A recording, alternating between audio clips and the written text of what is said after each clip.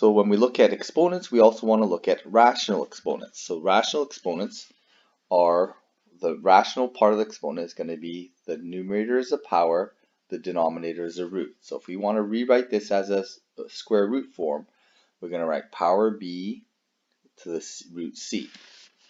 And roots and powers undo each other. So if I have, for example, power 5, root 5, that becomes a to the power 1. They just undo each other.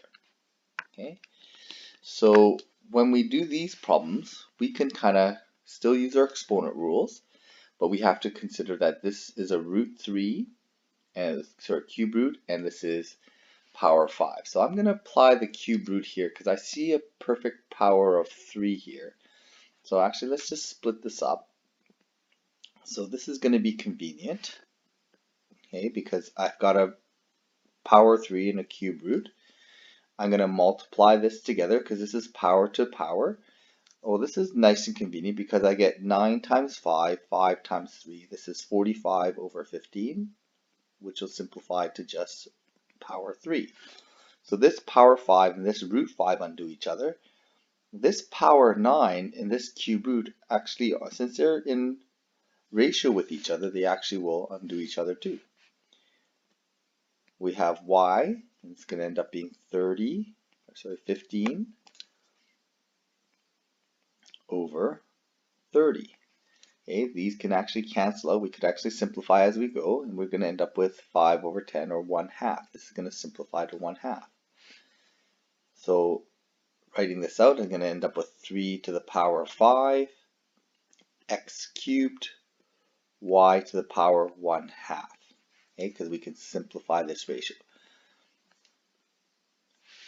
Same thing here, we can apply this. It's a cube root, so 8 power 5 over 3. That cube and cube root are going to undo each other.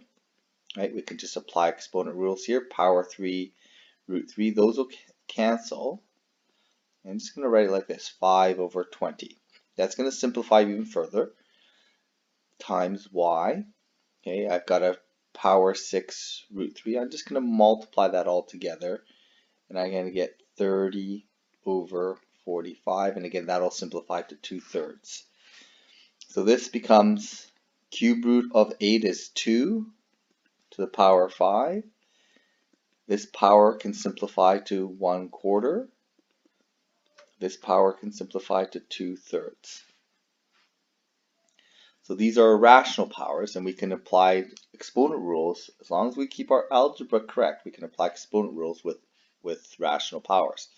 But the big thing is, make sure you understand the parts of that rational power. The numerator is our power, the denominator represents a root, and they undo each other. So here is our basic review of exponents. If this is ones I've already gone over. When we multiply, we add. So because we're counting the number of multiplications, we're going to add, adding and counting. We're going to subtract here because we're going to take away the counting of multiplication with the number of divides. Power to power, we are doing this in groups, so we're going to count in groups, which is multiplication. The powers can distribute across times and divide. Okay, so this is, notice that powers can distribute across times and divide.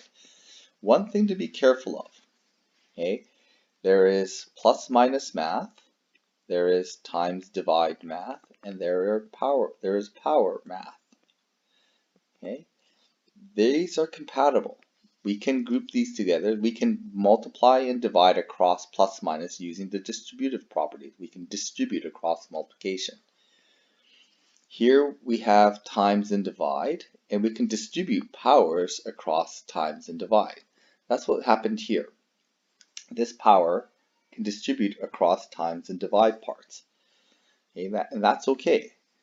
There is no connection between powers and plus minus. Powers and add and subtract are not compatible.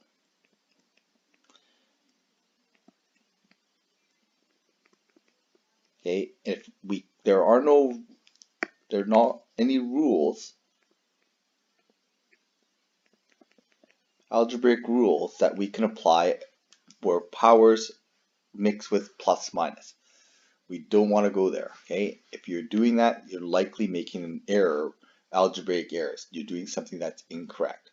And a good example, and I'll show you down below again, is this one here.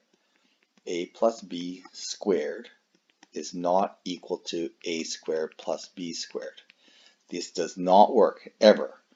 Okay, we cannot apply powers across plus and minus. Okay, we can do it across times and divide like we did here. Okay, we can do it across that. We can do power c, c to the power m, a to the power m, but not across plus and minus. It never works. This is a very important principle. And in general, we can say that this is a case. There's no algebraic connection with powers and plus and minus.